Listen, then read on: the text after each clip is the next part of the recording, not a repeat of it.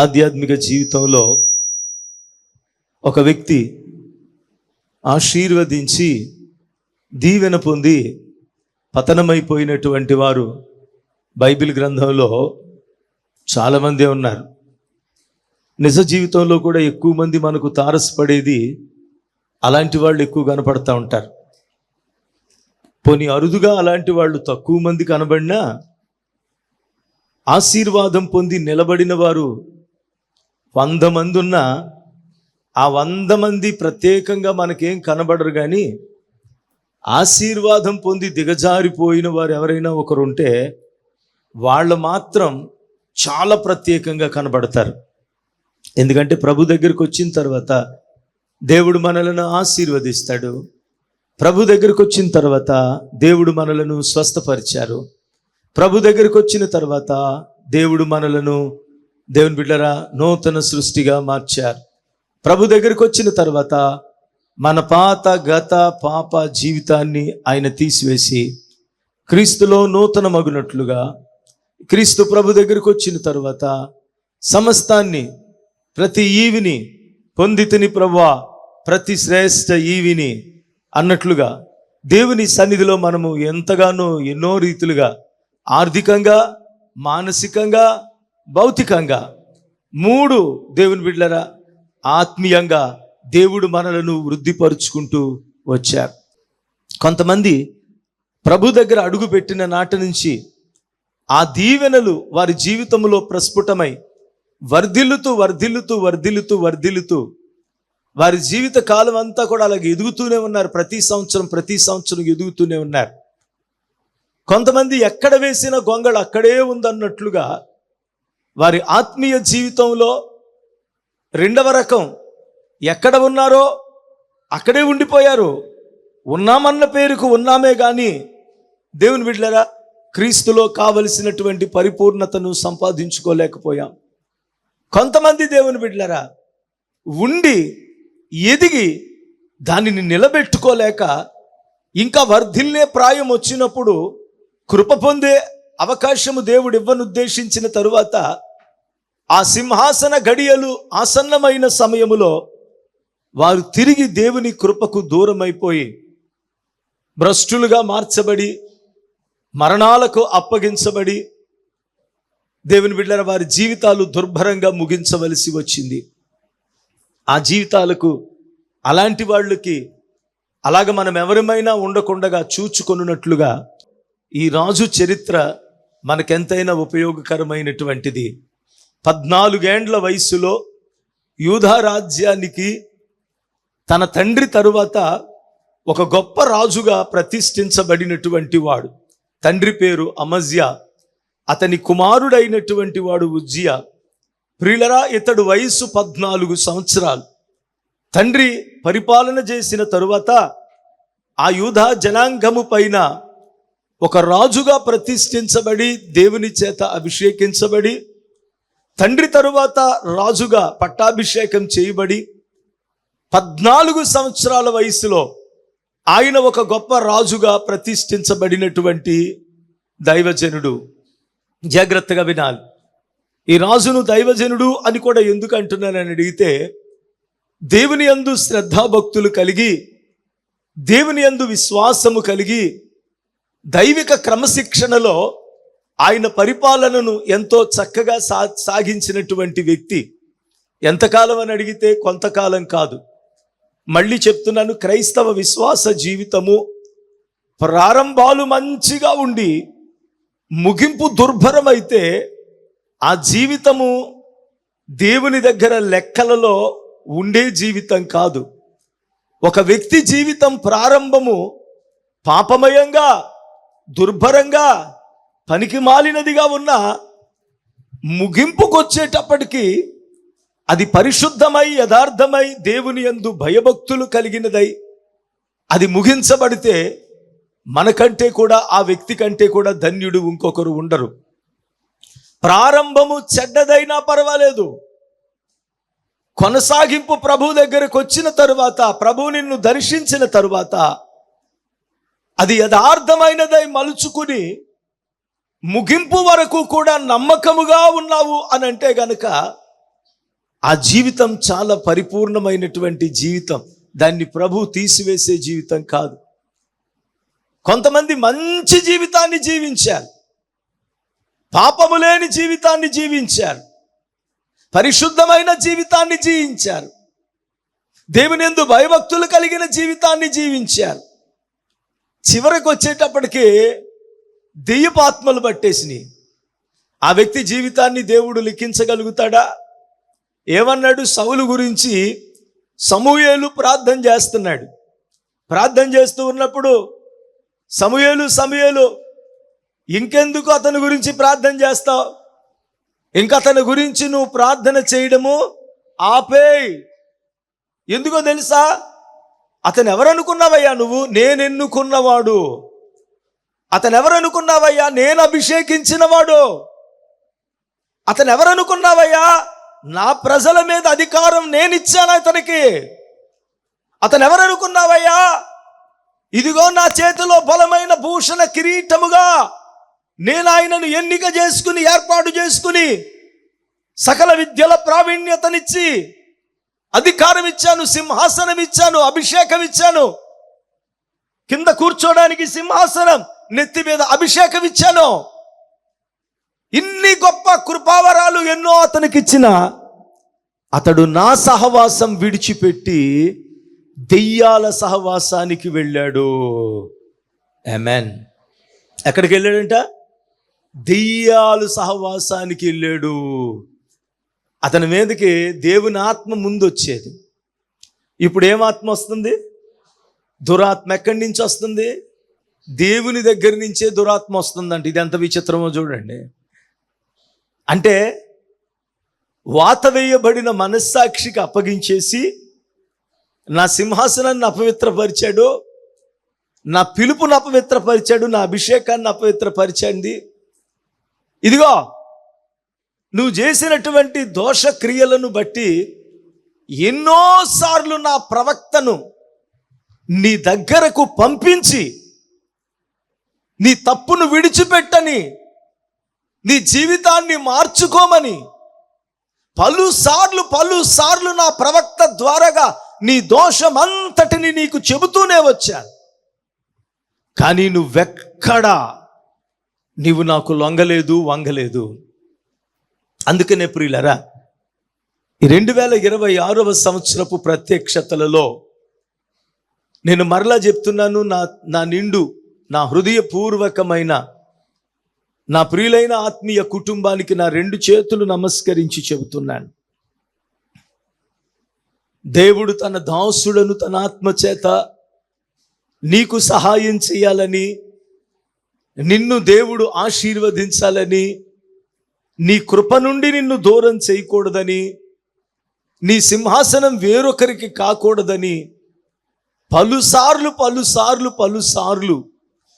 దేవుడు తన దాసుని ముఖాంతరములో నుంచి నేరుగానైనా, వాక్యము ద్వారాగానైనా, మరి ఇతరమైనటువంటి నీ వాక్య పఠనము ద్వారాగానైనా, పరిశుద్ధాత్మ దేవుడు నీలోనికి వచ్చి ఒప్పుకోలును, దుఃఖాన్ని కలిగించడం ద్వారాగానైనా ఎన్నో రకాలుగా దేవుడు ఒక విశ్వాసిని సంధిస్తాడు. కొంతమంది ఏమనుకుంటారంటే, అయ్యో ప్రభువా, నా ఆశీర్వాదం కొరకే కదా నన్ను మారమంటున్నావు, నేను మారకపోతే మహా అంటే ఆశీర్వాదం పోగొట్టుకుంటానేమో అన్నటువంటి ఒక చులకన భావంతో ఉంటారు కొంతమంది అలవాటైపోయిన జీవితాల్లో. నేనేమంటానంటే, ఆశీర్వాదం రాకపోవడం పక్కన పెట్టు, ఆశీర్వాదము, దీవెన, బహుమానాలు రాకపోవడం పక్కన పెట్టు.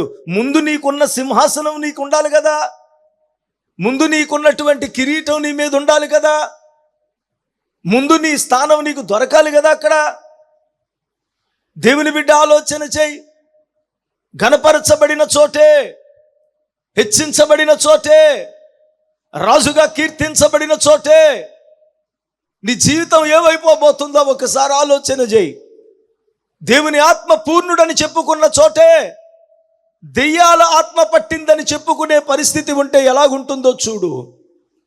రాజ్యాన్ని శాసించగలిగినటువంటి శక్తి కలిగినటువంటి నీ దగ్గర, దేవుని బిడ్డ, నీ దగ్గరకు దెయ్యాలు పడితే ఒక సామాన్యుడైనటువంటి పిల్లన గ్రోవులు ఊదేటువంటి వాడు వచ్చి పిల్లన గ్రోవులు ఊది నీ అపవిత్రాత్మలను నీ నుంచి దూరం చేసే దుస్థితిని వచ్చిందంటే నీ బతుకేమైపోతుందో, నీ స్థితి ఏమైపోతుందో ఆలోచన చేయి. కనుక ప్రియమైనటువంటి దేవుని బిడ్డలారా, వీటన్నిటికంటే ముందు దేవుడు ఎన్నోసార్లు ఆయనను హెచ్చరిక చేశాడు. ఒక వాక్యాన్ని సామాన్యంగా మెసేజ్ లాగా వినకండి. విన్న మెసేజ్ని ఈరోజు బాగా చెప్పారు, ఈరోజు ఇలా చెప్పారనే మాట ఎప్పుడూ మాట్లాడకండి. రెండవది, రవికుమార్ అన్నయ్య చాలా బాగా చెప్పాడని కలలో కూడా నా మాట మీరు పలకండి. మీరు ఎప్పుడు ఏ వాక్యం విని ఎవరి దగ్గరైనా ఏమన్నా సాక్ష్యం చెప్పాలని అనుకుంటే మళ్ళీ చెప్తున్నాను, ఈరోజు నా కుంచినపల్లి అంటే ఆయన కేంద్ర పాలిత స్థలం ఇది గనక, మందిర స్థలం గనక ఈరోజు కుంచినపల్లిలో దేవుడు నాతో మాట్లాడాడు. రవికుమార్ని తీసి పక్కన పడేశాడు. వదినమ్మ గురించి అవన్నీ ఏం మాట్లాడదు. ఈరోజు దేవుడు నాతో మాట్లాడాడు. మాట్లాడినటువంటి స్థితిని బట్టి చాలా వండర్ఫుల్ మెసేజ్ బ్రదర్. నిజంగా ఎప్పుడు విననటువంటి ఎన్నో సంగతులు, లేకపోతే చాలా నిగూఢమైనటువంటి చారిత్రాత్మకమైన కొన్ని సత్యాలు చెప్పారు. కొన్ని ఆరాధన స్థలాలకు వెళుతున్నటువంటి క్రైస్తవులు ఈ రోజున ఏమి నేర్చుకుంటున్నారని అడిగితే ఒక బుకిష్ నాలెడ్జ్, లేకపోతే ఒక ఇంటర్నెట్ నాలెడ్జ్, అందులో ఉన్నటువంటి శాస్త్రవేత్తలు, అందులో ఉన్నటువంటి చారిత్రక స్థలాలు, అందులో ఉన్నటువంటి భౌగోళికమైనటువంటి ఆధారాలు, అందులో ఉన్నటువంటి నథింగ్ బట్ ఇప్పుడు మనం చూస్తున్నటువంటి ఒక న్యూస్ ఛానల్లో దొరికేటువంటి, ఇంటర్నెట్లో దొరికేటువంటి మనల్ని అబ్బురపరిచేటువంటి కొన్ని వింతలు అక్కడ వింటున్నారు తప్ప అవి వినడానికి వింతగానే ఉంటాయి, అవి తెలుసుకోవడానికి కొత్తగానే ఉంటాయి. నువ్వు కూడా ఒక 10 నిమిషాల సమయం కేటాయిస్తే అవి కూడా నీకు కూడా ఇంటర్నెట్లో అవి కూడా సౌలభ్యంలోనికి వస్తాయి. ఎప్పుడు ఎవరు ఏది కనిపెట్టిన ఆ వ్యక్తి ఎలా కనిపెట్టాడు, ఇవన్నీ ఒక చరిత్రలు. ఒక దాని గురించి చెప్పుకోవాలంటే చాలా చరిత్రలు ఉంటాయి. అది కాదు, ఇక్కడికి వచ్చిన తర్వాత, ఈ ప్రసంగం విన్న తర్వాత, ఏమండి దేవుడు నన్ను ఈరోజు ఆయన హెచ్చరిక చేశాడండి, దేవుడు ఈరోజు నాకు బుద్ధి చెప్పాడండి, ఈరోజు దేవుడు నా విషయంలో, నా జీవితం విషయంలో దేవుడు నాతో సూటిగా మాట్లాడాడండి. ప్రియులరా, ఇలాంటి అనుభూతిని, ఇలాంటి అనుభవాన్ని దేవుని వాక్యం దగ్గర నుంచి మనం పొందుకోవాలి. అది ఎందుకు అని అంటే ఒకటే చెప్తున్నాను, నీవు ఉన్నది పోగొట్టుకోకుండా, మళ్ళీ చెప్తున్నాను, ఉన్నది పోగొట్టుకోకుండా, లేనిది పొందుకోవడం గొప్ప, ఉన్నది కాపాడుకోవడం గొప్ప. అమ్మా, ఉన్నది, చాలామంది మూర్ఖులకి ఇది తెలీదు. నాకు కావాలన్నా, నన్ను వాడుకోవాలన్నా, దేవుడు నాకు ఇవ్వాలన్నా, దేవుడు నన్ను స్థిరపరచాలన్నా, దేవుడు నన్ను హెచ్చించాలన్నా, దేవుడు నన్ను నిలబెట్టాలన్నా, దేవుడు నన్ను స్థిరపరచాలన్నా, స్థిరపరచువాడవు. నీకు తెలుసా, చిల్లు సంచలో ఎన్ని కాసులేస్తే నిలబడతాయి? నీ బతుకు చిల్లుదైపోయింది అనుకో, ఎన్ని కాసులేస్తే నిలబడతాయి? కష్టపడుతున్నాడు, సంపాదిస్తున్నాడు, చిల్లు సంచులో వేస్తున్నావు. కష్టపడుతున్నాడు, సంపాదిస్తున్నాడు, చిల్లు సంచులో వేస్తున్నాడు. వేసి వేసి వేసి వేసి అక్కర కలిగినప్పుడు వాటిని కావాలని దేవుడు చూస్తే, దాహం తీర్చుకుందామని దేవుడు చూస్తే, అయ్యో ఇన్నాళ్ళు నీలో వేసిన నీళ్ళేదమ్మా, ఇన్నాళ్ళు నీలో వేసిన జీవజలం ఏదమ్మా, ఇన్నాళ్ళు నీ దగ్గర నేను దాచుకున్నటువంటి ధననిధి ఏదమ్మా, ఏంటి తడివి చూస్తే ఏమీ లేదే. అయ్యా నువ్వు వేస్తూనే ఉన్నావు, నేను ఇంకా వేయమన్నాను, నువ్వు వేసే కొద్ది ఎప్పటికన్నా నిండుతుంది అనుకున్నానయ్యా, మరి వేస్తానే ఉన్నాను కదా, ఎందుకు నిండలేదు? అయ్యా నీకు తెలియని ఒక చిల్లు నా జీవితంలో ఉండిపోయింది. వేసినవి అన్నీ వేసినట్టుగా వేసేవాడు వేస్తున్నాడు, పొందుకునేవాళ్ళు పొందుకుంటున్నారు, కానీ తీరా చూసేటప్పటికి అందులో ఒక్క ఆశీర్వాదం కూడా నిలవలేదు. ఎందుకంటే కింద కనబడిని ఒక చిల్లుంది. జాగ్రత్త, దానివల్ల కలిగేటువంటి అనార్థాలు ఏంటో తెలుసా? కారుచున్న రక్తం, చిల్లుపడిన కుండ, రక్తస్రవం కలిగిన స్త్రీ. దానివల్ల ఏం జరుగుతుందో తెలుసా? శరీరములో అరికట్టబడవలసినటువంటి రక్తధార అరికట్టబడకపోవడం వలన, అది ధారగా స్రవించిపోవడం వలన, ఒకటి, ఈమె బలహీనమైపోతూ వచ్చింది. 2, ఈమె అంటరానిదైపోయింది. 3, ఈమె సమాజములో చేరకూడనిదైపోయింది. 4, అందరి చేత మరణానికే సిద్ధపరచబడింది. 5, దుర్వాసన పాలైపోయింది. 6, దేవుని బిడ్డలారా, జీవించుచున్నాదన్న పేరే గాని జీవించడానికి ఏమాత్రం ఓపిక లేదు, అర్హత లేదు, యోగ్యత లేనిదిగా మార్చబడిపోయింది. ఎందుకు? స్రవిస్తున్నటువంటి రక్తం చిల్లు సంచిలో కూడా వేసిన దగ్గర నుంచి ఆత్మీయ వరాలు రాలిపోయినాయి, అభిషేకం జారిపోయింది, జీవజలం రాలిపోయింది, కొండలాగా ఉంది. వేసేవి వేస్తూనే ఉన్నాడు, కానీ పరీక్షించవచ్చినప్పుడు, చూడవచ్చినప్పుడు మాత్రం అవేమీ కనబడడం లేదు. ఈ రోజున నీ జీవితంలో కూడా దేవుడు ఆశీర్వదించిన తర్వాత, నేను మళ్ళీ చెప్తున్నాను, ఆ చిల్లు సంచిలో ఎంతకాలం వేసినా ఏంటి ప్రయోజనం? ఎంత చేసినా ఏం ప్రయోజనం? ఎంత దాచినా ఏం ప్రయోజనం? ఆ కుండకున్నటువంటి చిల్లును పూడ్చిన తరువాత కానీ అందులో ఎవరు కూడా వివేకం కలిగిన వారు నీళ్లు వేయరు. ఆ చిల్లును కొడితేనే కానీ వివేకం కలిగిన వారు ఎవరు కూడా అందులో ఏ విధమైనటువంటి ధనాన్ని దాచుకోరు, బుద్ధున్నోళ్ళు ఎవరు కూడా. మరి నా దేవుడు బుద్ధిహీనుడా? ఎలాగిస్తాడు నీ జీవితంలోకి? ఇంకొకటి తెలుసా? అసలు ఇమ్మని అడగక్కర్లేదు,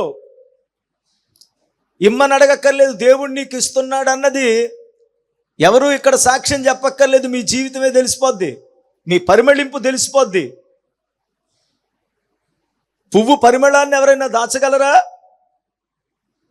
చెప్పండి. గులాబీ పువ్వుని కొమ్మ నుంచి వేరుపరచగలం, కానీ దాని మకరందము నుంచి మనం వేరుపరచలేం. స్తోత్రం చెల్లించండి. అలాగ ఒక పాపములో, ఒక అపరాధములో ఉన్న వ్యక్తిని నాశనము నుంచి కూడా ఎవరు వేరుపరచలేరు. కొంతమంది అనుకుంటారు, అయ్యో వీడు చాలా పాపాత్ముడు అన్న, ఈమె చాలా పాపాత్మురాలు, అయ్యో ఈమెను గురించి ఎప్పుడు రాలిపోతుందా, ఎప్పుడు ఇచ్చేస్తుందా, ఎప్పుడు దీన్ని కొట్టేయాలా, ఎప్పుడు దీన్ని తెంచేయాలా, ఎప్పుడు దీన్ని పడగొట్టేయాలా, ఎప్పుడు దీన్ని నాశనం చేసేయాలని చూస్తున్నామని అంటారు. నేనేమంటానంటే, అనవసరంగా ఎవరు చేతులు కలగజేసుకోకండి విషయంలో. ఎందుకో తెలుసా? పాపం పండిందా? చెప్పండి. పాపం పండిందా? చెట్టున పండిన పండు ఏమవుద్ది? దాన్ని ఎవ్వరూ కొట్టక్కర్లేదు, దాన్ని ఎవ్వరూ చంపక్కర్లేదు, దాన్ని ఎవ్వరూ కలగజేసుకోక్కర్లేదు. పండిందా, దాని అంతటా అదే కింద పడిపోద్ది, పగిలిపోద్ది. పాపం కూడా అంతే. తెగే వరకు లాగొద్దు అని అంటాడు. ఎన్నిసార్లుగా దించినా లోబడని వాడు పండిందంటే పగిలిపోవలసిందే, రాలిపోవలసిందే. ప్రియ చెల్లి, దేవుడు ఒక వ్యక్తిని ఆశీర్వదించాడు అనంటే, ఒక వ్యక్తి పైన దేవుడు తన కృపను మెండుగా ఆయన అనుగ్రహించి దీవిస్తున్నాడు అనంటే, ఆ దీవెనలో ఎప్పుడూ కూడా కావలసింది ఇంకా ఇవ్వి, ఇంకా వాడుకో, ఇంకా చెయ్యి. వాక్యాలన్నీ వెతికేస్తా. దేవుని చేతిలో బలమైన భూషణ కిరీటంగా నేను నీకు తోడై ఉన్నాను, నిన్ను విస్తరింపజేసేదను, నలుదిక్కల నిన్ను వ్యాపింపజేసేదను, నిన్ను దీవించును గాక, నిన్ను ఆశీర్వదించును. ఓ వాగ్దానాలన్నీ కూడా తీసేసుకుని స్తోత్రం అంట. దేవుని బిడ్డ, ఏం ప్రయోజనం అవన్నీ నీకు? నేనేమంటానంటే, ఉన్న కొండకున్న చిల్లును సరి చేసుకుని దేవుని దగ్గర అలాగే ఎంటీ వెజల్గా నువ్వు అలా నిలబడితే చాలు, ఖాళీ పాత్రగా నిలబడితే చాలు. నిన్ను చూచిన దేవుడు నిన్ను ఎలా నింపుకోవాలో ఇందులో వేస్తే వృధా కాదనుకున్న వాడు ఖచ్చితంగా అందులో చిల్లు లేని పాత్రలో తన జీవజలాన్ని పోస్తాడు. స్తోత్రం చెల్లించండి. మనం దీన్ని అరికట్టుకోకుండా ఇంకా ఇంకా ఇంకా ఇంకా ఇయ్యనంటే ఎవరు కూడా అటు రీతిగా ఇచ్చేటువంటి వాడు కాదు నా ప్రభు అయిన యేసుక్రీస్తు వారు. ప్రైజ్ ద లార్డ్, హల్లెలూయా. దాన్ని కాపాడుకోవడం ఎంత కష్టమో తెలుసా? ఈ ఇశ్రాయేలు ప్రజలు అరణ్య యాత్రలో వెళుతున్నప్పుడు వాళ్ళకి ప్రాణాధారము ద్రాక్షారసం. ఈ ద్రాక్షారసాన్ని ఎలాగ క్యారీ చేస్తారో తెలుసా? ఇప్పుడు మన ప్లాస్టిక్ వాటర్ బాటిల్స్, లేకపోతే మనకున్నటువంటి స్టీల్ వాటర్ బాటిల్ అలా కాదు. తోలు తిత్తెలు, చెప్పండి ఏంటవి? తోలు బుంగ అంటారు దాన్ని. తోలు బుంగ, తోలుతో చేసినటువంటి తిత్తెలు. దాన్ని అలాగ తిత్తెలను సిద్ధం చేసుకుని దాని నిండా ద్రాక్షారసాన్ని నింపుకుని ఒక తిత్తెకి మధ్యన ఒక తాడును కట్టి ఈ రెండు తిత్తెలు కలిసి అలాగా వారి ప్రయాణపు ఒంటెల మీద వాటి మీద ధారాళంగా వేసుకుని వాటన్నిటినీ తీసుకుని వాళ్ళ ప్రయాణంలో ముందుకు వెళ్ళిపోతారు. ఇక్కడ బాగా గమనించండి. ఒకవేళ అలా వెళుతున్నటువంటి తరుణంలో ఈ ద్రాక్షరసపు తిత్తెలను ఎలా భద్రం చేస్తారో తెలుసా? ద్రాక్షరసం అయిపోయింది, ఖాళీ తిత్తెలు ఉన్నాయి. వాటిని ఎలా భద్రం చేస్తారో తెలుసా? వాటిని తీసి గనక తోలు తిత్తెలను బయట పెట్టేస్తే గనక, నేల మీద పెడితే గనక పురుగులు పడతాయి. అవి తోలు కదా, పురుగులు పడతాయి, క్రిములు పడతాయి, అవన్నీ చిల్లులు పెట్టేస్తాయి. అందుకని వాటిని ఏం చేస్తారంటే పైన వేలాడదీస్తారు. ఇండ్లలో, వాళ్ళ నివాసాల్లో వేలాడదీసిన దగ్గర కూడాను ఈ శీతాకాలంలో ఇలాగా ఒక చల్లని ప్రాంతంలో వేలాడదీసినప్పటికీ కూడా అవి మెత్తగా అయిపోయి అవి ఎందుకు పనికిరానట్లుగా చీకిపోయేటట్లుగా మార్చబడిపోతాయి. మరి ఏం చేస్తారన్నా, వాళ్ళు వంట చేసుకునేటువంటి పాత్రలు ఏవైతే ఉంటాయో, వంట ఆ స్టవ్ లేకపోతే ఆ పొయ్యి ఏదైతే ఉంటుందో ఆ వేడి సెగ తగిలేటట్లుగా వాటిని తీసుకుని ఆ పొగ తగిలేటట్లుగా పైన భద్రం చేస్తారు. అంటే కింద నుంచి ఆ సెగ, ఆ పొగ పైకి వెళుతూ ఉండాలి, వాటికి వేడి తగులుతూ ఉండాలి, అవి మసిబారుతూ ఉండాలి. అప్పుడు బిరుసెక్కుతాయి, గట్టిగా తయారవుతాయి, కొత్త వాటిలాగా నిగనిగలాడుతూ ఉంటాయి. అలాంటి పరిస్థితిలోనికి తీసుకుని వెళ్ళి అవి మరలా వాడుకలోనికి రావాలి, అవి వాళ్లకు ఉపయోగకరంగా వాడబడాలి, అవి మరలా దేవుని బిడ్డలారా ఏ పురుగు పుట్ర పట్టకూడదు, అవి మరలా మేము నింపుకోవడానికి ఉపయోగకరంగా ఉండాలి అనుకున్నప్పుడు వాటికి కొంత శ్రమ పడుతుంది, కొంత భారం పడుతుంది, కొంత తమ సొగసును కోల్పోతాయి, నిగనిగలాడేవి మసిబారినట్లుగా అవుతాయి, నిరంతరము వేడిలో అవి కాల్చబడుతూ ఉన్నట్లుగా ఉంటాయి. అయినప్పటికీ కూడా అలాగే కావాలి, అవి ఉపయోగపడాలి, నిరుపయోగం కాకూడదు అనుకున్నప్పుడు వాటిని ఆ సెగను, ఆ బూడిద, ఆ పొగకు వాటికి తగిలేటట్లుగానే వాటిని భద్రం చేస్తారు. మానవ జీవితాలు కూడా అంతే. నాకు ఎలాంటి కష్టాలు వద్దు, నాకు సుఖమే కావాలి, నాకు సంతోషమే కావాలి, నా ప్రాణమా తినుము తాగుము సుఖించుమన్నదే నాకు కావాలి. దేవుని కొరకు కాలిపోవడానికి, దేవుని కొరకు పొగబట్టడానికి, దేవుని కొరకు మసిబారడానికి, దేవుని కొరకు నేను వేడిమిలో ఉండడానికి నాకు ఇష్టం లేదు. నాకు చల్లని ప్రదేశాలే కావాలి, నేను అనుకున్న ప్రదేశాలే కావాలి, నేను అనుకున్న స్థలమే నాకు కావాలి, నేను అనుకున్న స్థానమే నాకు కావాలనుకున్నటువంటి జీవితాలు ఎప్పటికీ కూడా ప్రభువులో పరిమళించలేవు. ఉండే కొద్దీ అవి చిల్లులు పడిపోతాయి, ఉండే కొద్దీ అది చెదపురుగుల చేత తినబడతాయి, ఉండే కొద్దీ అవి చీకిపోవడానికి, శిథిలమైపోవడానికి మాత్రమే ఉపయోగపడతాయి. దాన్ని అప్పుడు ఎవరు కూడా ఏమీ చేయలేరు. చిన్న ప్రాయములో, లేత ప్రాయములో, చిన్న వయసులో ఒక రాజ్యాన్ని ప్రభావితం చేయడం అంటే, మన మాటను ఒక రాజ్యం వింటుందంటే, మనం కొంతమందిని ఆజ్ఞాపించగలుగుతున్నామంటే, అక్కడ 1000 మంది ఉన్నారు, 10,000 మంది ఉన్నారు, అందులో నేను ప్రత్యేకమైన దానను, ప్రత్యేకమైన వాడను, ఆ కృపను దేవుడు నాకు ఇచ్చాడు అని అంటే అది ఎంత గొప్ప స్థానమో తెలుసా? ఇంతమంది మీ ఇలాగ ఆరాధనలో మనం ఉన్నామే, ఇదే ఆరాధనలో ఇక్కడ కూర్చుని ఆరాధన చేసుకునేటువంటి ఒక బిడ్డను దేవుడు ఇక్కడ స్టేజ్ మీద కూర్చోబెట్టాడు. మన సంఘ బిడ్డ, నా ఆత్మీయ బిడ్డే కనుక అక్కడ కూర్చున్నటువంటి ఆ స్థానంలో నిరంతరం ఆ స్టేజ్ ఎక్కేటప్పుడు తను ప్రార్థించుకోవలసినది, అక్కడ కూర్చున్నప్పుడు తనకు అర్థం కాని పరిస్థితి ఏంటని అడిగితే, ఎంతమంది శ్రవ్యమైనటువంటి ఆలాపనను వింటూ ఆరాధిస్తున్నారే, దానికి సంగీతాన్ని ప్రభుకి సమకూర్చే వ్యక్తినిగా దేవుడు నన్ను ఉంచాడంటే ఇది ఎంత కృప, ఇది ఎంత భాగ్యం. ఇంతమంది ప్రభులు ఆరాధించబడుతున్నారే, వీళ్లను రమ్యముగా పరలోకములో దేవుని దూతలు ఆరాధింపజేసినట్లుగా అక్కడున్నటువంటి 1,44,000 మందికి కూడా దేవుడు మరలా తిరిగి ఆయన రాకడలో ఒక కొత్త పాట పాడి నేర్పిస్తానని అన్నాడు, పాడిస్తానన్నాడే. అలాంటి గాయక బృందములో ఇది ఒక దైవిక సమాజం అయితే ఈ సమాజంలో పాట పాడడానికి నిలబడిన మేము ఎంత ధన్యులము. ఇక్కడ ఏ స్థానమందు ఎక్కడ ఎవరు నిలబడినప్పటికీ కూడా ఆ విజ్ఞత అణువణువు మన జీవితంలో ఉండాలి. మందిర ప్రాంగణములో ప్రవేశించినది మొదలుకొని దేవుని బిడ్డలారా, దేవుని పరిచర్యలో పనిలో సాగుతున్నంత వరకు కూడా ఇది దైవిక సామ్రాజ్యం, ఇది దేవుని యొక్క రాజ్యం. ఈ దైవిక సామ్రాజ్యములో అడుగుపెట్టినటువంటి మనము కూర్చోడానికి అర్హులమేనా? అసలు అర్హత నాకుందా? నేనే పార్టీ వాడను, నా బతుకే పార్టీది.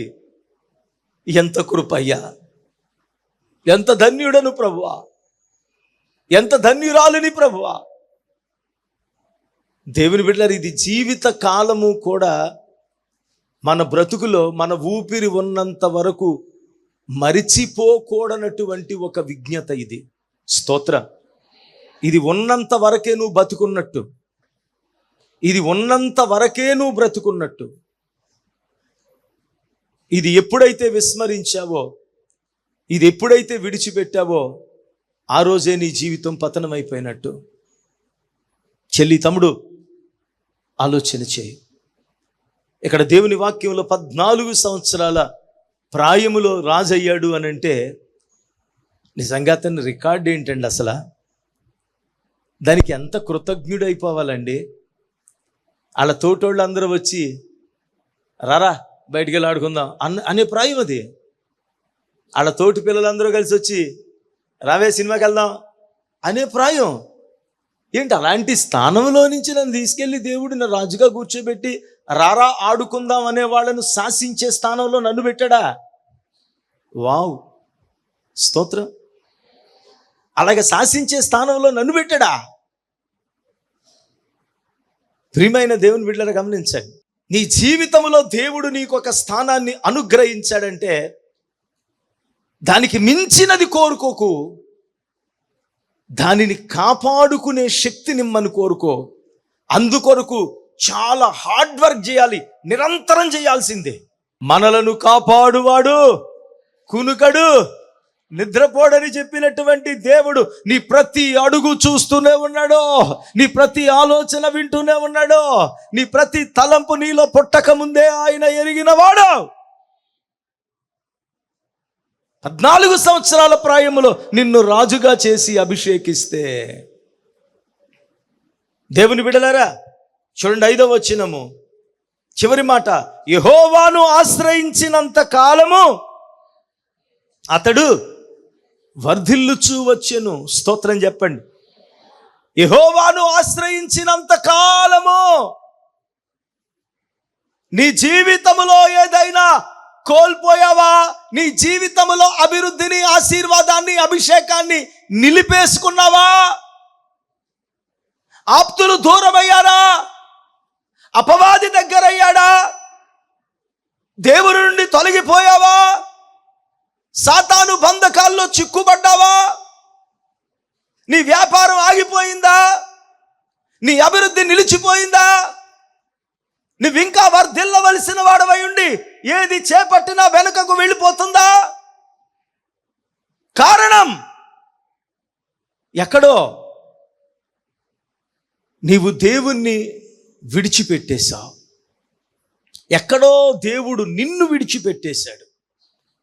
యెహోవా అతనిని ఎడబాసెనను సంగతి అతనికి తెలియకపోయాడు. ఇక్కడ ఇంకోటి చెప్పాలి, అతడు ఎప్పుడు ఎన్నడును ఎవరును తిప్పని అప్పమైపోయాడు. అప్పుడప్పుడు తండ్రి ఎవరు ఎప్పుడు తిప్పని అప్పం. దోశ వేసాం, ఈలోపు మనకి గమ్ముని మెసేజ్ వచ్చేసింది, ఇందులో పడిపోయాం. అప్పం వేసాం, తిప్పుదామని వెళ్ళాం, ఏం తిరుగుతుంది? అమ్మా చెప్పండి అమ్మా, ఏం వేసావు? అప్పం వేసావు, అట్టేసావు. ఈలోపు చాటింగ్లో పడ్డావు, లేకపోతే ఈలోపు ఏదో మాట్లాడుకున్నావు, గమ్ముని అయ్యా మర్చిపోయాను, స్మెల్ వస్తుందని చెప్పి వెళ్ళి తిప్పావు. తిప్పేటప్పటికి ఏముంటుంది అక్కడ? అమ్మా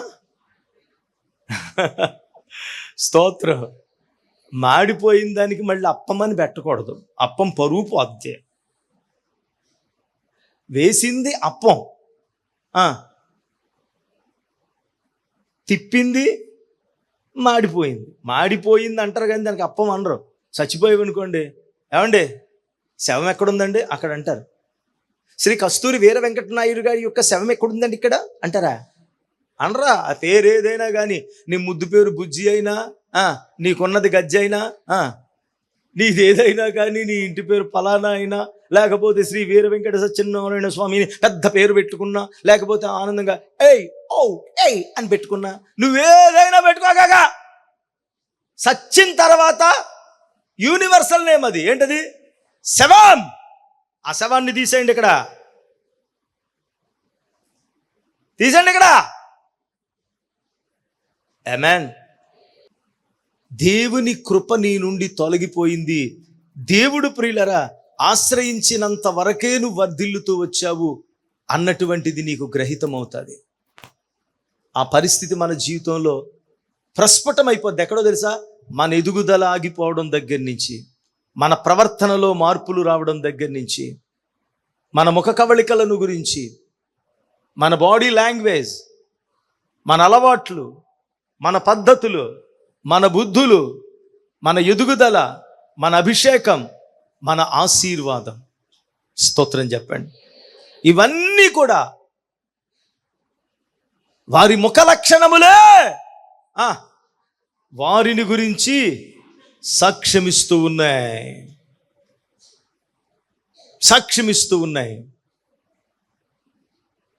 నా ప్రియమైనటువంటి దేవుని బిడ్డలారా, యెహోవా అతనిని ఆశ్రయించినంత వరకు వర్ధిల్లుతూ వచ్చెను. మరి ఆశ్రయించిన తర్వాత, వర్ధిల్లడం మొదలుపెట్టిన తర్వాత ఏం జాడ్యం, ఏం పోయే కాలం, ఏమొచ్చింది చూద్దాం రండి. 1 ప్రియులారా 16వ వచనం చదవండి. అయితే అతడు స్థిరపడిన తరువాత నాశనానికి ముందు, చెప్పండి, నాశనానికి ముందు గర్వము నడుచును. అయితే అతడు స్థిరపడిన తరువాత అతని మనస్సున, పోనీ ఇంకొక మాట చెప్తాను, గర్వం ఎప్పుడు వస్తుందో తెలుసా? ఎవరికైనా గర్వం ఎప్పుడు వస్తుందో తెలుసా? ఏమీ లేనోడికి ఏమి రాదు, ఏమీ సాధించనోడికి ఏమీ రాదు, ఎవరు గుర్తించనోడికి ఏముందని అడిగి గర్వపడడానికి? ఏముందని గర్వపడతారు? అప్పుడు ఏమీ లేని దానికి అసలు ఏమీ రాదు, అంతేనా? ఏదన్నా అబ్బో ఈ మధ్యన మారిపోయింది మా అమ్మ, ఉద్యోగం వచ్చిన తర్వాత కూతురే అంటుంది. అదేం మారిందో తెలుసుకోవాలి ఇప్పుడు నేను. అప్పుడు మారిన అదే మార్పు ఉద్యోగం రాకముందు మారింది అని అన్నది. ఇది ఎందుకందో తెలుసా? ఇప్పుడు ఎందుకు అంటుందో తెలుసా? ఇప్పుడు అన్నది అనుకో, మా అమ్మ మారిపోయింది అంటలేదు, ఉద్యోగం వచ్చిన తర్వాత మారిపోయింది అంటే, ఒక ఆశీర్వాదం కనబడిన తర్వాత ఈ మార్పును బాగా స్పష్టంగా గుర్తించగలుగుతాం. స్తోత్రం, హల్లెలూయా. అది ఒక నలుగురి మధ్యన నిలబడేటువంటిదైనా, నలుగురి చేత గుర్తించబడే స్థానమైన, నలుగురి చేత మనము ప్రత్యేకంగా హెచ్చించబడినటువంటి స్థితి అయినా, ఏమీ లేనోడికి గర్వం ఏమీ లేదు.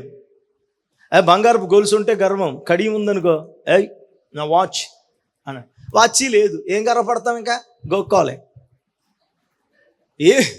ఏమీ లేనప్పుడు ఇంకేముంటుందండి గర్వం? అంటే నీ జీవితంలో ఎక్కడైనా ఎప్పుడైనా ఒక గర్వం వచ్చింది అని అంటే, దేవుడు నిన్ను ఏదో ఒక కొంత ఆశీర్వదించి ఉన్నతమైనటువంటి ఒక కృప కొరకు ఒక అడుగు ముందుకు వేశాడు అని అర్థం. అది కూడా పరిపూర్ణమైనటువంటి పతాక స్థాయికి తీసుకెళ్ళిపోయాడని అనుకోకండి. మళ్ళీ చెప్తున్నాను, సౌలు గర్వించే నాశనం అయిపోయాడు. నాశనానికి ముందు గర్వమే నడుస్తుంది. కొంతమందికి దేవుడు ఇవ్వాలనుకునేది ఉన్నతమైన కృప. దేవుడు ఎప్పుడూ కూడా ఆయన హెచ్చించాలనుకుని ఒక వ్యక్తిని ఒక అడుగు ముందుకు వేయించాడు అని అంటే అది ప్రస్ఫుటమైతే గనక వెంటనే ఒళ్ళు జలధరించి, దేవుని బిడ్డలారా, ఒళ్ళు జలధరించి ప్రభు పాదాల దగ్గర నీరులాగా కరిగిపోతాం, వాలిపోతాం. ఎందుకో తెలుసా? దేవుడు ఈ కృపకు నన్ను తీసుకొచ్చాడు అని అంటే ఇక నన్ను ఆపడం. ఆయన ప్రణాళిక చాలా గొప్పది. 26:12 ఏముంటుంది? ఆదికాండం, క్రమక్రమముగా అతడు యోసేపు క్రమక్రమముగా దేవుడు అతనికి తోడయుండెను గనక క్రమక్రమముగా వర్ధిల్లుచుండెను. యాకోబు క్రమక్రమముగా, దేవుని బిడ్డలారా, యోసేపు క్రమక్రమముగా, దావీదు క్రమక్రమముగా. ఎక్కడ దేవుడు ఒక వ్యక్తిని దీవించడం మొదలుపెట్టిన తర్వాత వాళ్ళంతటా వాళ్ళు చెరిపేసుకుని దేవునికి దూరమైపోయి భ్రష్టులై దేవుడు దీవిస్తానని పలుసార్లు సంధించిన, ఇదిగో నువ్వు తిరిగి బేతేలుకు రా, నువ్వు బలిపీఠం కట్టు, నువ్వు దేవుని మందిరానికి రా, నువ్వు దేవునిలో ఉండు, యథార్థంగా ఉండని చెప్పిన లెక్క చేయకుండా విగ్రహాల చుట్టూ, ఆ భయంకరమైనటువంటి పాపము చుట్టూ తిరిగి తిరిగి తిరిగి తిరిగి దేవుణ్ణి వద్దు వద్దు వద్దు వద్దు వద్దు వద్దు వద్దని ఎన్నిసార్లు మందలించిన, ఎన్నిసార్లు గద్దించిన, వెంట పడక నువ్వు అని దేవుణ్ణి ఆ స్థాయికి వాళ్ళు విసిగించిన తర్వాతే దేవుడు వదిలేస్తాడు. అప్పటి వరకు కూడా ఉన్నతమైనటువంటి స్థలములోనికే దేవుడు తీసుకువెళ్ళాలనుకుంటాడు. స్తోత్రం చెప్పండి. హల్లెలూయా, హల్లెలూయా. ఆదాము ఎక్కడున్నాను అన్నాడు. ఏమండి, నేను అడుగుతాను, ఆదాము ఎక్కడున్నాడో యెహోవా దేవుడికి తెలుసా తెలీదా? గట్టిగా చెప్పు. తెలుసు. నువ్వెక్కడున్నావో ఆదామును పట్టుకోగలడు కానీ నన్ను పట్టుకోలేడు అంటావా? ఏబా ఎక్కడున్నావు అన్నాడు. ఎందుకు ఆయన్ని అడగడం? ఎక్కడున్నాడో తెలిసినప్పుడు ఎందుకు ఆయన్ని అడగడం? యాకోబుని అంటున్నాడు, నీ పేరేంటి అని అన్నాడు. ఈయనకి ఇదే పనా? ఈయనకి ఇదే పోనీ దేవుని బిడ్డలారా, 21 సంవత్సరాలు మార్పు లేకుండా తిరిగాడు, బలిపీఠం దగ్గరికి రాలేదు. 21 సంవత్సరాల తర్వాత మళ్ళీ మహనయ్యము దగ్గర ఆయన ఎదురుపడ్డాడు. ఆ ఎదురుపడిన తర్వాత మళ్ళీ అప్పుడేమన్నాడు ఆయన, నీ పేరేంటని అడిగాడు. అంటే బుద్ధి మారిందా లేదా అని. నిజం చెప్తాడు, అబద్ధం చెప్తాడు ఆయన. స్తోత్రం. హల్లెలూయా, హల్లెలూయా. కొంచెం జీవం ఉన్నట్టు చెప్పండి. హల్లెలూయా. చూసారా, దేవుడికి తెలీదా? ఇక్కడ దేవుని బిడ్డలారా గమనించండి. దేవుడు ఒక వ్యక్తిని ఎంతో కొంత దీవించాడు అనంటే అది అనంతమైన ఆశీర్వాదానికి ప్రారంభము, తొలిమెట్టు నిన్ను ఎక్కించాడు. ఆమెన్.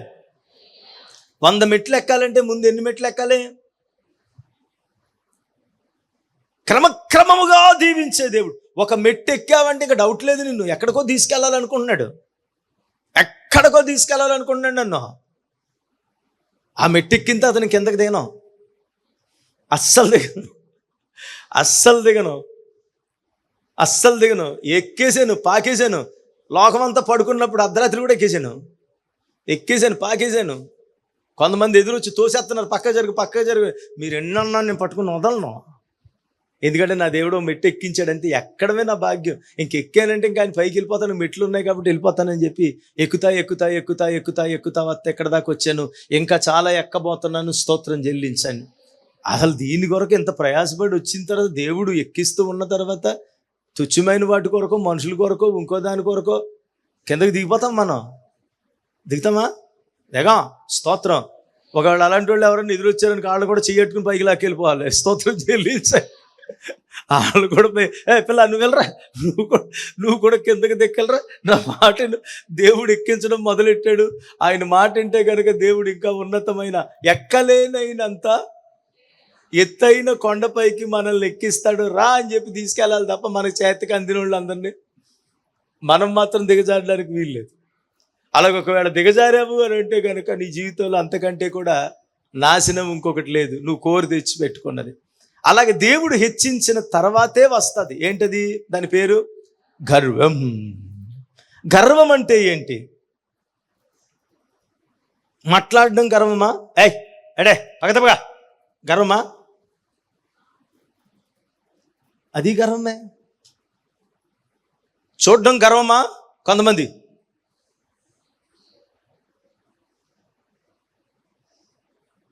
గర్వమే. కొంతమంది కళ్ళలో 2 చూపులు ఉంటాయి.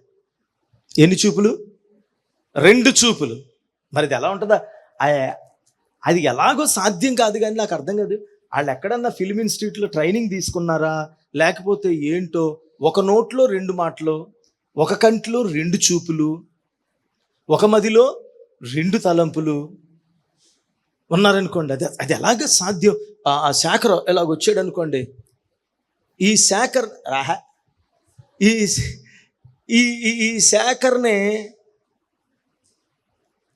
అర్థమైందా? ఈ శాఖర్ని ఇప్పుడు నేను చూడటానికి ఏదో నిన్న కొంచెం గొడవ అయింది మా ఇద్దరికి. గొడవ అయ్యేటప్పటికి శాఖర్ని నేను అన్నాను అనేటప్పటికి, దిగో పాలుగా ఎలాంటి పని చేసావు, అది చిల్లు పడిపోయింది అన్నా. అనగానే మా ఇద్దరికి ఏమైంది? గొడవ అయిపోయింది. అందరూ చూశారు.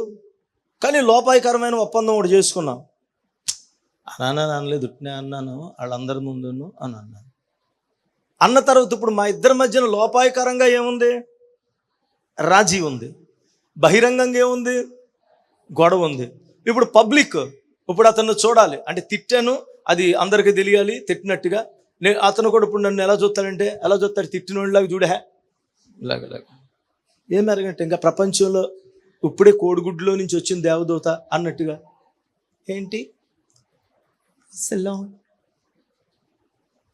అయ్యో, మనం వాళ్ళని చూడగానే అసలు ఏంటి నేను ఇంకా బతికే ఉన్నానా అనిపిస్తుంది మనకి. వాళ్ళు అలా చూస్తారు. మనం హలో ఎక్స్ప్రెషన్ బాగుందా? హలో అక్కడికి వెళ్ళిపోయాడు. ఇప్పుడు ఎలా తిరిగాను?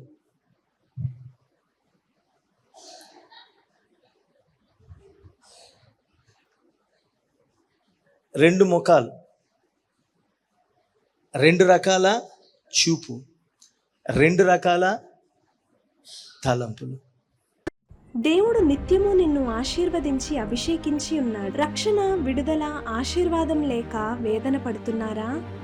25 సంవత్సరాలుగా కుంచనపల్లి ఇమ్మానుయేలు స్వస్థత గృహంలో దైవజనులు రవికుమార్ గారు, అరుణ రవికుమార్ గారుల ద్వారా దేవుడు చేస్తున్న అద్భుతాలు. 18 సంవత్సరాల పిల్లలు లేకపోతే ఇక్కడికి వచ్చినప్పుడు అయ్యగారు ప్రార్థన చేశారు, మళ్ళీ పాపనిచ్చాడు. 20 సంవత్సరాల తర్వాత దేవుడు ఆమె గర్భం తెరిచాడండి. నాకు గర్భఫలం దేవుడు 20 సంవత్సరాల తర్వాత నన్ను జ్ఞాపకం చేసుకుని చక్కని కుమార్తెనిచ్చి అప్పుల గురించి ప్రార్థన చేసుకుని బయటకు వచ్చిన వెంటనే అప్పుడు ఎప్పటి నుంచో రావాల్సిన డబ్బు వచ్చి అప్పులన్నీ తీరిపోయినాయి. దేవుడు నాకు ఆర్మీలో ఉద్యోగం ఇవ్వడం కూడా జరిగింది. బుద్ధి కిందకి ఎట్టంతాను ఉదయం గారితో తైను రాసుకుని వాడికి తైను రాసుకుంటుంటే అలాగలాగా కరిగిపోయిందమ్మ. యవ్వనస్తులను ఉజ్జీవంతో నింపుటకు బ్లెస్సీ గారి ద్వారా వినిపింపబడుతున్న వర్తమానాలు, ఆత్మాభిషేకంతో ప్రిన్సీ గారి ద్వారా చేయబడుతున్న ఆరాధన ఇప్పుడు మన బి కొండేపాడులో.